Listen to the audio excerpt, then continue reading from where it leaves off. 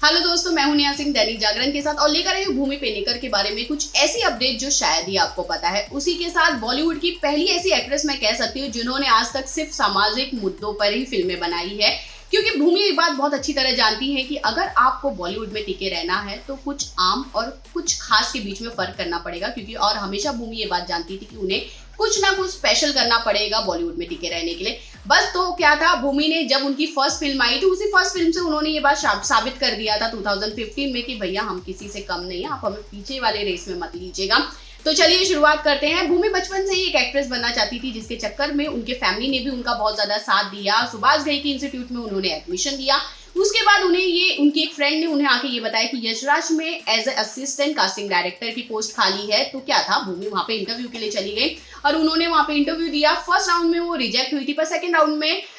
Rejection के बाद भी 1 महीने बाद उन्हें कॉल आया और वो सिलेक्ट हो गई, जहां पे उन्होंने यशराज के साथ 6 साल तक काम किया। और उसके बाद यशराज के साथ ही उनकी फिल्म आई दम लगा के हईशा, जहां पर भूमि ने अपनी एक्टिंग से ये बात भैया साबित कर दिया कि अब हम आ चुके हैं, हमारा दम इतना ज्यादा होने वाला है कि बॉलीवुड में हमारा सिक्का बहुत लंबा चलेगा। तो बस भूमि ने उसी वक्त ये बात डिसाइड कर लिया था कि अगर मैं कुछ करना चाहती हूँ बॉलीवुड में तो कुछ मुझे अलग करना पड़ेगा। दम लगा के हईसा के बाद जहां पे उन्होंने अपना 15 किलो वजन उस फिल्म के लिए बढ़ाया था, वहीं उन्हें अपना वो वजन फिर से नॉर्मल पे लाना था, जहां वो 2 सालों तक फिल्म से दूर थी। और उसके बाद उनकी फिल्म आई थी टॉयलेट, जो अक्षय के साथ थी, जहां पे आप ये भी जानते हो वो भी कुछ ही सामाजिक मुद्दे पे थी, जहां पे टॉयलेट ना होना एक बहुत बड़ा मुद्दा था। जहां पे अब गांव में अगर जाएंगे, विलेज साइड में, जहां पे ये सारे मुद्दे हमेशा आपको देखने मिलता है, जहां पे उन्होंने बहुत अच्छा रिप्रेजेंट किया था। भूमि अपनी ज्यादा करके फिल्मों की चॉइस से ज्यादा वो अपनी एक्टिंग की वजह से भी जानी जाती हैं, क्योंकि बहुत रियलिटी बेस्ड वो एक्टिंग करती हैं,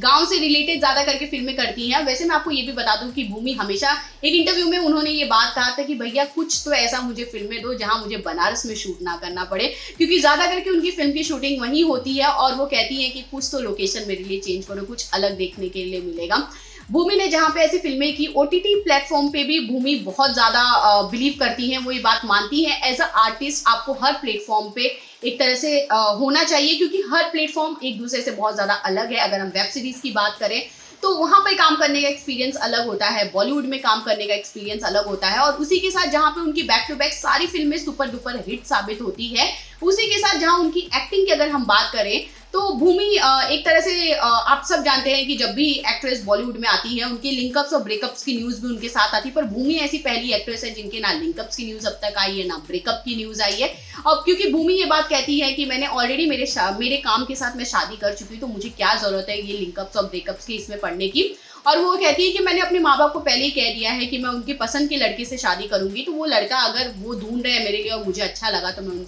मैं उस लड़के से शादी कर लूंगी, क्योंकि मेरे पास इतना भी वक्त नहीं है कि मैं अपने लिए लड़का चुनूं। तो मतलब ये बात तो क्लियर है कि भूमि अगर शादी करना चाहेंगी तो किसी भी बॉलीवुड से रिलेटेड लोगों के साथ वो नहीं करना चाहती है, क्योंकि वो हमेशा कहती है कि मैं अगर बहुत ज्यादा बिजी तो मैं चाहती हूँ सामने वाला जो पर्सन हो वो किसी और फील्ड से हो, क्योंकि हम दोनों को एक दूसरे के लिए टाइम मैनेज करना बहुत ज्यादा जरूरी है। वहीं अगर मैं